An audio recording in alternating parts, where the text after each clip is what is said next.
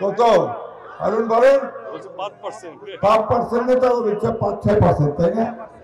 রাতারাতি লাভ দিয়ে গিয়ে 51% হয়ে যাবেন এইটা মনে করেন না।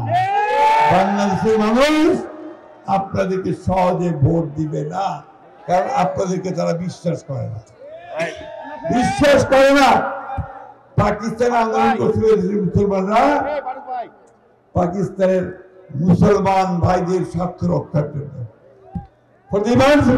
মুসলিম, তখন আপনাদের নেতা মৌদুদি সেটা বিরোধিতা করেছিল, ঠিক না?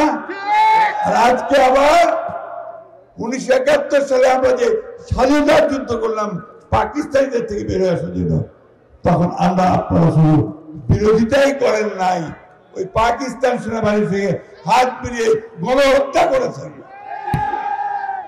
এই কথা বলতে আমার কোনো দ্বিধা হয় না, কারণ আমি একজন মুক্তিযোদ্ধা, আমি এই দেশের স্বাধীনতার জন্য যুদ্ধ করেছি।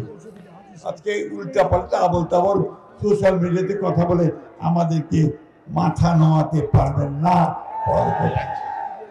আমি খুব পরিষ্কার করে বলতে চাই বন্ধুগণ, যে আমরা অবিলম্বে প্রধান উপদেষ্টা যে নির্বাচনের ঘোষণা দিয়েছেন 2024 সালের ফেব্রুয়ারি মাসের প্রথমার্ধে, এই নির্বাচন হতে হবে।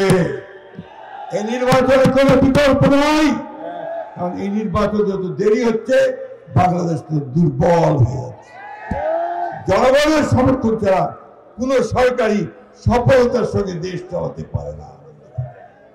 তাই আমরা খুব পরিষ্কার করে বলছি, আপনারা ভালো হয়ে যান, ভালো হয়ে যান। এই নির্বাচনে অংশগ্রহণের জন্য প্রস্তুতি অনেক আগে থেকে শুরু করতেন। কেন মানুষকে বোকা বানাচ্ছেন?